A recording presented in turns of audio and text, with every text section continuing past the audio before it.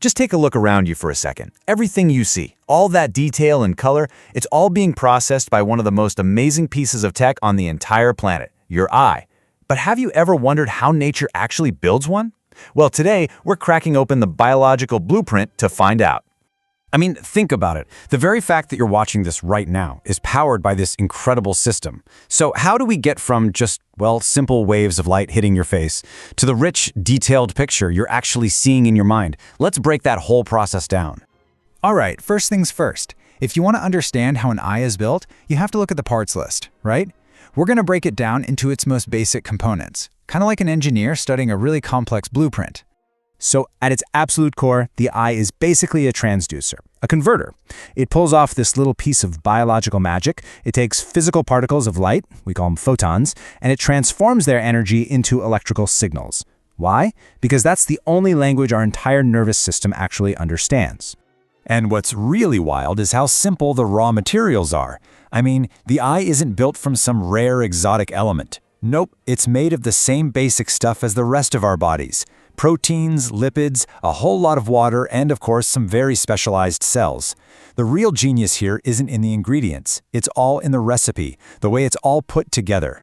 That recipe starts with three main layers. You've got the outer layer, which gives the eye its structure and protection.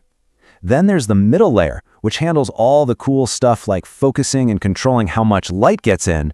And then you have the inner layer, the retina, and that's where the real action happens. It's packed with all the light-detecting cells.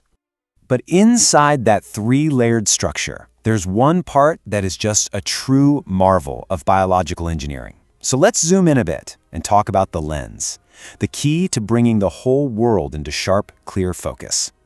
Now, when you look at what the lens is made of, it seems pretty simple, right? It's mostly water with about 35% being protein. But hold on. 35% protein is an incredibly high concentration for any tissue in your body. And as we're about to see, it's the specific kind of protein that changes everything. Okay, this is where it gets amazing. The lens is just jam-packed with these special proteins called crystallins, and they are arranged in such a perfect, almost crystalline structure that light can pass right through them without scattering. This precise, orderly arrangement is what makes the lens both incredibly dense and, somehow, perfectly see-through. So, okay, we've seen the blueprint, we've looked at the materials list, but that just brings up an even bigger question. How in the world did evolution, with no plan, no endgame in mind, manage to assemble all these parts into such a complex and perfectly functional machine? So, yeah, how did it happen? Well, believe it or not, we can actually trace the assembly instructions. We can see the step-by-step guide that evolution followed over hundreds of millions of years. You see, it didn't just pop into existence. It started with nothing more than a simple little patch of light-sensitive cells. Then, over time, that patch folded into a cup, which gave creatures a sense of which direction the light was coming from. Then, an opening formed, creating a crude little pinhole camera. And eventually, the game-changing addition of a lens brought the world into sharp focus. Each little step gave a survival advantage, which pushed the next innovation forward.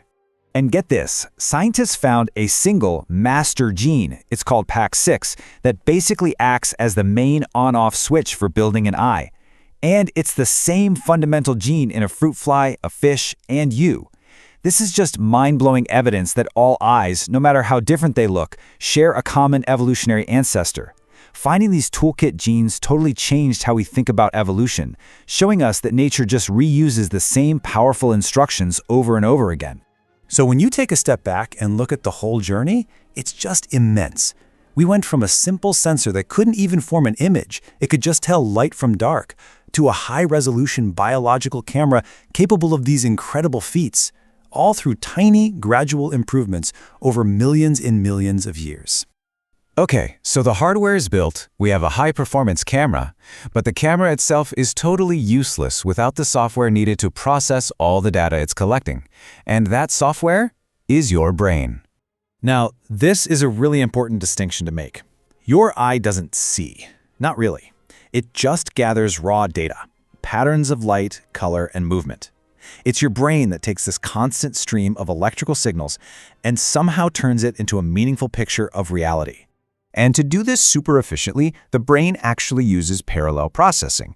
The visual information gets split into two main streams. You've got the wet pathway, which is all about identifying objects, faces, and colors, and at the same time you have the where/how pathway, which tracks location and movement. So recognizing your friend's face and catching a ball they threw at you are literally happening in different processing centers at the exact same time.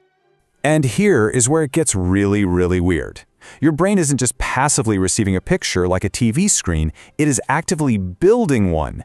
It takes the raw data streaming in from your eyes and it merges it with your memories and all your past experiences to construct its best guess of what's out there. So in other words, vision is an interpretation, it's not a recording. So let's trace that whole journey from start to finish. Light hits the retina, gets converted into electrical signals.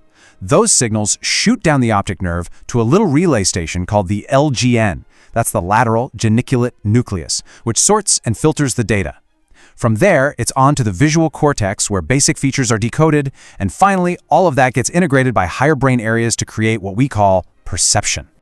So after all that, after looking at the blueprint, the evolutionary assembly line, and the incredible software that runs it all, what's the single most important thing to take away from this whole thing?